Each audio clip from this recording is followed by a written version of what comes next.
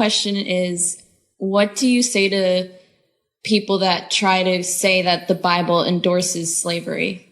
Okay, well, that's a good question. You have to talk about what you mean. First of all, what you mean by slavery, okay? Because slavery, stand by, is not what you think it is. The kind of slavery that we talk about here in America is not the kind of slavery that... Stand by.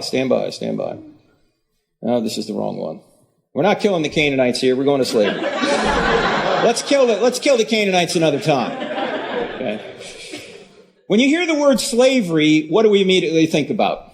We think about what happened in this country 160 or so years ago. That's not the kind of slavery that the Bible talks about. In fact, the word really means servant. So Old Testament slavery was not a race-based forced servitude.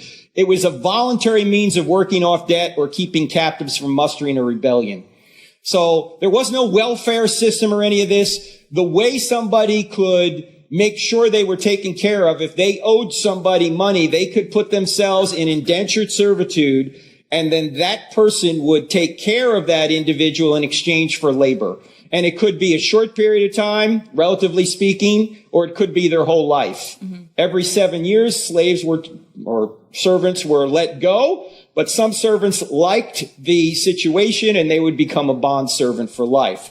Also, slave trading is condemned in the Bible, both the Old Testaments and the New Testaments. It's punishable by death in the Old Testament. If we were reading our Bibles right, if we were obeying our commanding officer, the kind of slavery we had in America never would have happened.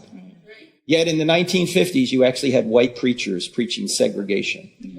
And during, obviously, early on in our country, you had people claiming that slavery was mandated by God, which is not the case, because they didn't understand the difference. Also, the Bible teaches that all are made in the image of God. Slave and master are equally human and protected as one in Christ. This is true in the Old Testament several times and the New Testament. In fact, we just read that passage. Galatians 3:28. Jesus came to set the captives free. And the Bible's main goal is spiritual redemption. It's not social reform, but if you reform enough people, if you redeem enough people, you'll ultimately achieve the reform you're looking for socially. So the kind of slavery in the Bible is not the kind of slavery that we had here. Mm-hmm. If we had obeyed the Bible, we wouldn't have had that here. Right. All right? Thank you. All right.